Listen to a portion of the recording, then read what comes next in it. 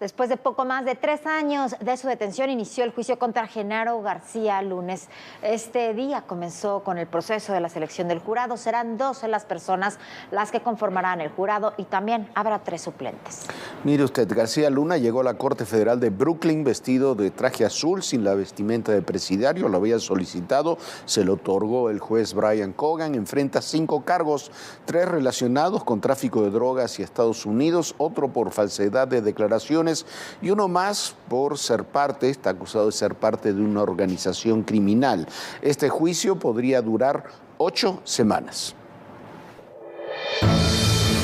Este martes 17 de enero dio inicio el primer día del juicio de Genaro García Luna en la Corte Federal de Brooklyn, Nueva York. Comenzó con la selección del jurado. De 400 personas convocadas para formar parte, 191 fueron preseleccionadas. Al final, serán elegidos 12 miembros del jurado y 3 suplentes. El exsecretario de Seguridad Pública de 54 años apareció en la sala del tribunal vestido con traje azul y corbata gris, luego de pedir al juez se le eximiera del uniforme de presidiario. El juez que llevará su proceso es Brian Cogan, el mismo que llevó el juicio del Chapo Guzmán en 2019. García Luna enfrenta cargos de participar en una empresa criminal continua, de conspirar para distribuir e importar cientos de kilos de cocaína a Estados Unidos y de supuestamente haber hecho declaraciones falsas a las autoridades.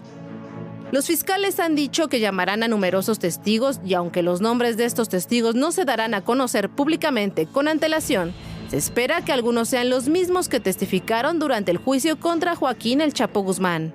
El juicio podría durar unas 8 semanas. Hasta el momento, García Luna se ha declarado inocente, pero de ser hallado culpable enfrentaría una pena mínima de 20 años de cárcel hasta cadena perpetua. Para mañana continuará el segundo día de la selección del jurado. Bueno, finalmente comienza el juicio, como ya le hemos comentado en muchas ocasiones. García Luna fue detenido el 9 de diciembre del 2019. Hasta ahora apenas más de 3 años y un mes después de la detención comienza el proceso. ¿Por qué se demoró? Sí, por la pandemia, por todos los problemas que ha habido, pero básicamente porque la Fiscalía lo fue demorando porque no tenía armado completamente este proceso contra García Luna. Como le decíamos ayer, la idea era que García Luna se declarara culpable, que se convirtiera en testigo protegido, que inculpara a otros políticos o exfuncionarios y así establecer lo que querían hacer, que era un megaproceso contra México, similar al que realizaron años atrás esta misma fiscalía, claro, con otros fiscales, contra la mafia neoyorquina. Fue el megaproceso contra la mafia neoyorquina que detuvo a los 5 principales capos de la mafia en Nueva York y la idea era el juicio del Chapo. Después del juicio del Chapo, los mismos testigos acusaron quiénes son el Rey Zambada, el Vicentillo, la Barbie, el Grande, que son narcotraficantes detenidos precisamente por García Luna y extraditados a Estados Unidos. Acusaban en el juicio a García Luna. La idea era que García Luna se declarara culpable, culpar a otros. Detuvieron al general Salvador Cienfuegos. El general era inverosímil la acusación, lo tuvieron que liberar en un mes y ahí se les complicó el tema del megaproceso. A ver qué es lo que sale de todo esto, porque las acusaciones, insistimos, sí, se habla de 1 millón de fojas del juicio, pero las acusaciones son de testigos protegidos, de narcotraficantes, acusando al funcionario que los detuvo en su momento y los hizo extraditar a Estados Unidos. ¿Que es una blanca paloma García Luna? No, no es una blanca paloma. ¿Estuvo relacionado con el narcotráfico? Habrá que ver qué pruebas presenta la Fiscalía. Hasta ahora no las hemos visto. Sí, Jorge, pero hay una cosa, es muy peligroso basarse en dichos de testigos protegidos que son narcotraficantes y que fueron detenidos precisamente por García Luna. ¿Por qué? Porque ya en este momento pueden decir cualquier cosa, incluso uno de los principales testigos ha dicho que recibieron dinero. la mayoría de los partidos políticos de todos los tiempos de parte del cártel de Sinaloa, así que muchas de estas acusaciones que dicen estos narcotraficantes habrá que probarlas y bueno, uno no se puede fiar de lo que dicen estos delincuentes. Mientras tanto, el Chapo Guzmán le pide al presidente López Obrador que gestione ante las autoridades estadounidenses que termine su condena en México porque dice que se violan los derechos humanos y que hace 6 meses no ve la luz del sol. También ha dicho que tuvo problemas con unas muelas y que simplemente en vez de tratarlo se las quitaron. Así, esta es la historia, esta es la petición de Joaquín El Chapo Guzmán al presidente. Durante la conferencia mañanera, el presidente López Obrador fue cuestionado sobre los presuntos dichos de El Chapo Guzmán, quien pide sea encarcelado en México. Esto fue lo que contestó. No he visto, pero vamos a ver.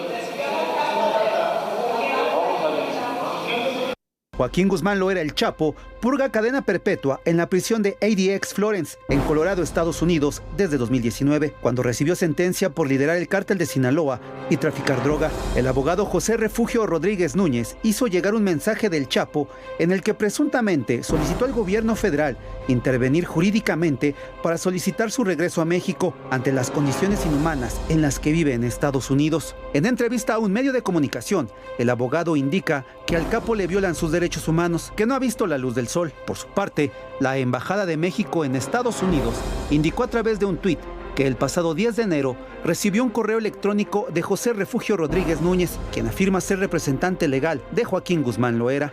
Aclaró que no se recibió carta alguna del señor Loera y que el correo se turnó a la Cancillería por ser un tema de su competencia. Esta no es la primera vez que el antiguo líder del cártel de Sinaloa envía una carta indicando que sufre maltratos en la cárcel de Colorado. En 2021 envió otra carta al fiscal Merrick Garland. En ella, el narcotraficante se quejaba de constantes ruidos que no lo dejaban dormir, dolores en los oídos, el frío, la falta de agua embotellada y de visita conyugal. Describía estar en un estado de depresión, pérdida de memoria y estrés por falta de contacto humano, sumado a la escasa luz que tenía y la restricción de llamadas telefónicas. Físicamente también decía estar deteriorado, con hambre porque le daban de comer muy poco, dolor de cabeza y calambres musculares. A diferencia de sus estadías en prisiones mexicanas, el Chapo está bajo revisiones constantes dentro de su celda. Además, existe un análisis minucioso de las cartas que escribe y las cámaras de vigilancia lo observan constantemente, incluso cuando conversa con sus abogados. Y sí, son condiciones inhumanas para el Chapo y para todos los que están en esa cárcel de máxima seguridad en Florence, en Colorado, donde el Chapo cumple con cadena perpetua y donde están detenidos los criminales más peligrosos, según la justicia estadounidense. Así son las condiciones en la cárcel de Florence. Es la prisión federal ADX Florence, o mejor conocida como Alcatraz de las Rocosas, ubicada en Colorado, Estados Unidos. Esta prisión es la de mayor seguridad y nadie ha logrado darse a la fuga. Fue construida en 1994. Cuenta con 1,400 puertas automáticas, 12 torres con francotiradores, cercas con alambres de púas que alcanzan los 4 metros, rayos láser, cámaras de seguridad inteligentes, perros guardianes y un sistema espacial de seguridad. Y las medidas se intensifican en la unidad de control. Tiene 78 camas y que está destinada para los reos más peligrosos. Todos los presos de mayor riesgo están aislados durante 23 horas al día y tienen una mínima interacción humana. A estos reclusos los denominan unicelulares porque siempre están solos, con un tiempo limitado fuera de la celda y solo se les brinda oportunidades recreativas individuales por 7 horas a la semana. Durante los cortos periodos que están fuera de su celda, son retenidos y escoltados por 3 guardias. Es en esta unidad donde se encuentra Joaquín El Chapo Guzmán recluido, y con él otros narcotraficantes mexicanos como Ociel Cárdenas Guillén, ex líder del Cártel del Golfo.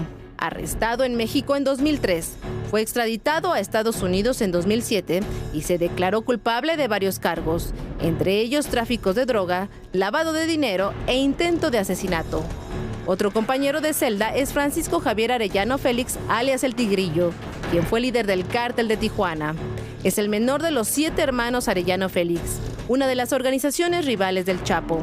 Apenas en 2022 llegó otro rival del Chapo. Se trata de Alfredo Beltrán Leiva, alias El Mochomo, esperaba que el juez que lo condenó a cadena perpetua en 2017 lo dejara en libertad bajo la normativa conocida como First Step Act, es decir, una liberación por compasión. En lugar de eso, lo enviaron a la prisión de Florence. Y la unidad de control no solo alberga narcotraficantes, también a terroristas, y el más peligroso es Theodore Kaczynski. Fue buscado durante años por el FBI, tras generar una explosión en 1978 en la Universidad de Chicago. Además, amenazó con explotar aviones. Durante los siguientes 17 años envió por correo o entregó personalmente una serie de bombas cada vez más sofisticadas que mataron a 3 personas e hirieron a más de 24. Hoy tiene más de 76 años y cumple cadena perpetua. 2 de los responsables de los atentados del 11 de septiembre de 2001 también están en la misma prisión. Son Zacarías Moussaoui y José Padilla. Y los asesinos seriales también son parte de esta sección, como Michael Swango, quien cumple una condena por matar a más de 60 personas con inyecciones letales. Mientras que Chevy, un asesino y supremacista blanco, se encuentra preso por los homicidios y torturas de 3 mujeres. Todos ellos están juntos, pero no revueltos. Sus celdas son a prueba de sonidos, lo que impide que entren ruidos del exterior o que puedan enviarse mensajes entre ellos. Bueno, así son las condiciones en esta cárcel de máxima seguridad, la más estricta de los Estados Unidos en esa situación que es, sí, claro que son violatorias de derechos humanos, eso no lo duda nadie, pero tampoco duda nadie que esos criminales no van a salir de ahí simplemente por una gestión humanitaria. Así son las condiciones cuando estos personajes tienen este tipo de condenas por ese tipo de delitos.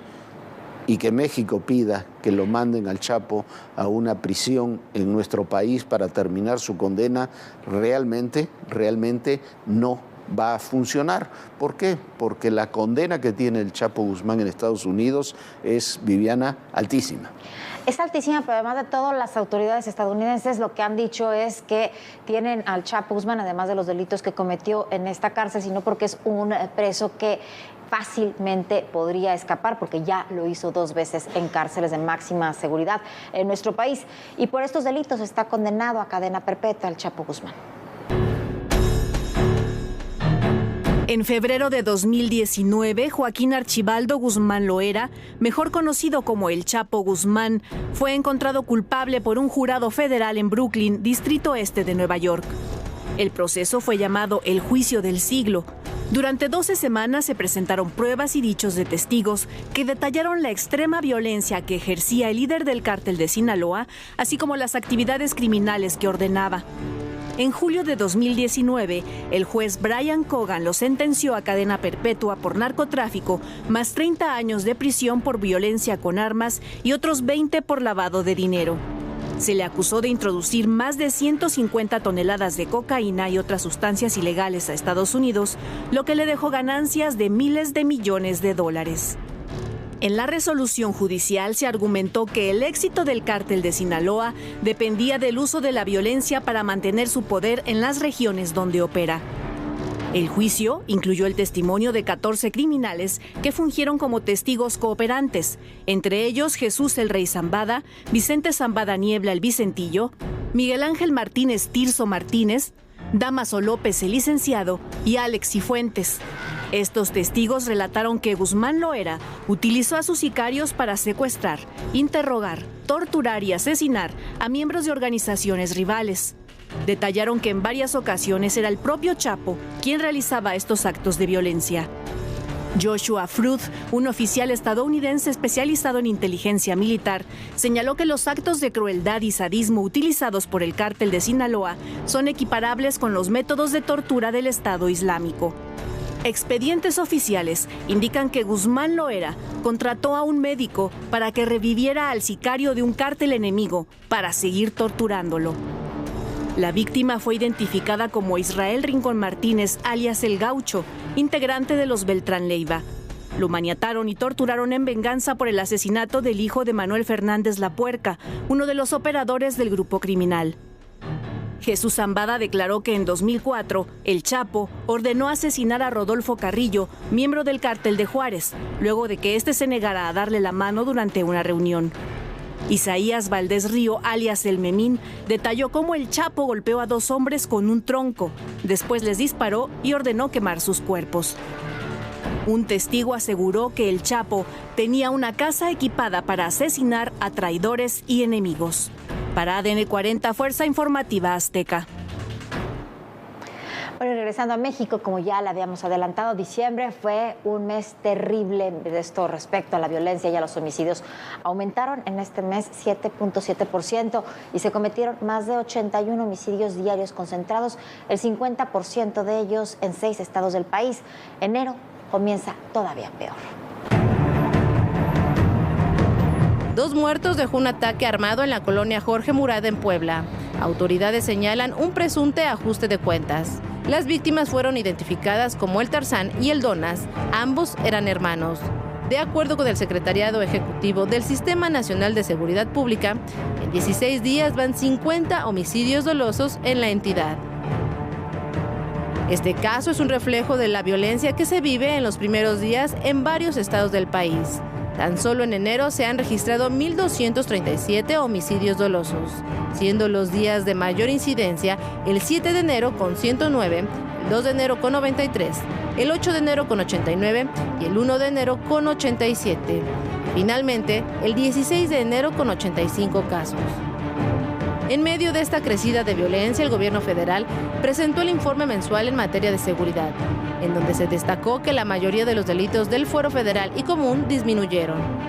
En cuanto a la baja con respecto a los años anteriores, tiene menos 7.1 con respecto al 2021 y menos 10.4 con respecto al 2020 y menos 10.8 con respecto al 2019 y menos 8.2 el homicidio doloso con respecto al 2022. Aunque la comparativa del gobierno federal hace referencia a otros periodos de años diferentes, si comparamos los números registrados de noviembre a diciembre, hay un incremento del 7.7%. Tan solo en noviembre se registraron 2.349 carpetas de investigación por homicidio doloso en el país. Mientras que un mes después, la incidencia fue de 2.530. En 2022 se contabilizaron un total de 30.968 homicidios en México, un promedio de 85 diarios. De estos, casi la mitad se concentraron en solo 6 estados. Guanajuato ocupó el primer lugar con 3.260 homicidios dolosos, seguido de Baja California con 2.728, el Estado de México con 2.604, Michoacán con 2.423, Jalisco con 2.071 y Chihuahua con 1.974 casos. Hay que ponerle un nombre, un rostro. ¡Te vamos a encontrar! Y que vienen todas las demandas internacionales. Una ciudad tan complicada como es la Ciudad de México. Ya llegamos a Aguililla, esta ciudad, la entrada a la Tierra Caliente.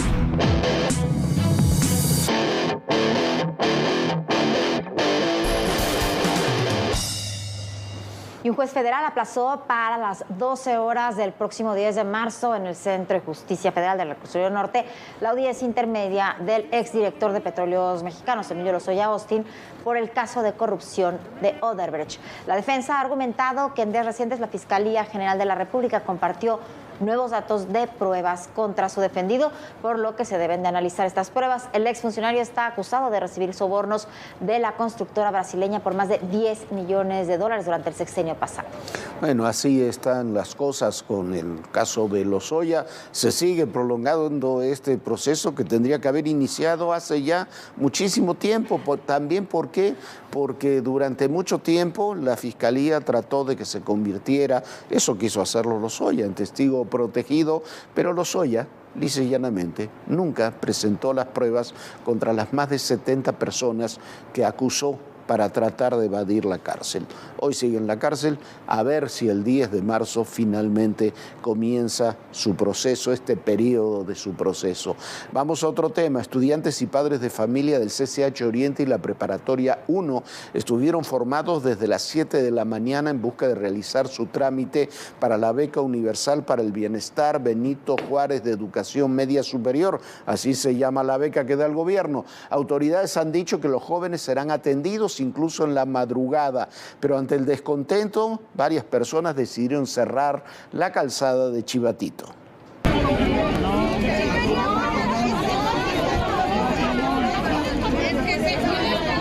Estudiantes de bachillerato denunciaron que los trámites de la beca universal para el bienestar Benito Juárez han resultado todo un caos. Este programa está dirigido a los alumnos inscritos en escuelas públicas en modalidad escolarizada o mixta para que continúen y concluyan sus estudios.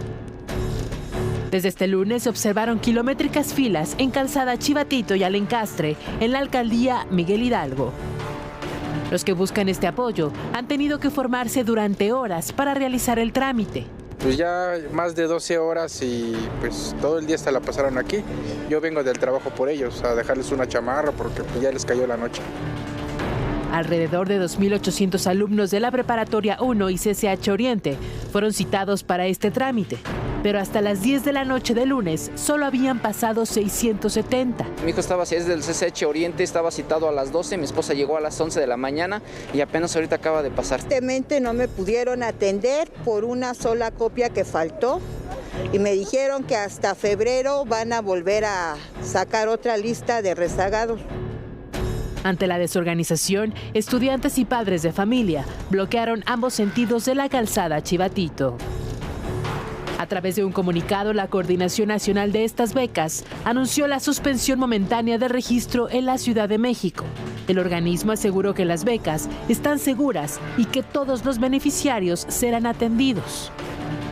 Las largas filas también se registraron en instalaciones de otras entidades, como en el Cebetis 36 de Monclova, donde padres de familia se quejaron por realizar largas filas. Señalan que solo se atienden a 60 personas cada día, cuando al plantel acuden más de 200 solicitantes. En Tabasco también se observaron largas filas de alumnos del plantel 18 del Colegio de Bachilleres, quienes asistieron a la oficina de representación de la Coordinación Nacional de Becas. En esa sede había personas esperando desde las 5 de la mañana. Los recursos de esta beca se depositan mediante una transferencia bancaria, se entrega a través de una orden de pago o se deposita en una tarjeta del Banco del Bienestar. Y vamos a otro tema. Aquí en la Ciudad de México, 3 hombres fueron acusados de ataques a las vías generales de comunicación. Su delito: se les cayó el celular a las vías del metro. El debate sobre lo que sucede en el metro capitalino continúa y ¿sabe qué? Continuará. La seguridad en todas las líneas del sistema de transporte colectivo Metro se ha reforzado con la presencia de la Guardia Nacional en sus instalaciones. En menos de una semana, 4 personas han sido detenidas en diferentes estaciones. Trascendió que la Fiscalía de la Ciudad de México habría iniciado una carpeta de investigación por el delito de ataque a las vías de comunicación en contra de 3 hombres identificados como Cristian, Iván y José, cuyos dispositivos móviles cayeron mientras esperaban abordar en las estaciones Indios Verdes de la línea 3, Guerrero de la línea B y Tacubaya, cuya estación hace transbordo con las líneas 9, 1 y 7. Otra detención ocurrió el 12 de enero. En la estación Centro Médico, una mujer identificada como Viviana N. presuntamente lanzó unas aspas de plástico de una lavadora a las vías, situación que provocó un corte de energía que derivó en retrasos en el servicio. Durante la audiencia inicial de este martes, el juez determinó que la detención de la mujer se dio en pleno apego a la ley, por lo que ordenó su vinculación a proceso, más no la medida cautelar de prisión preventiva, por lo que seguirá su proceso en libertad, pero deberá presentarse cada mes ante la unidad de medidas cautelares a firmar un documento. De acuerdo con el Código Penal para el Distrito Federal, el delito de ataques a las vías de comunicación y a los medios de transporte aparece en el artículo 331.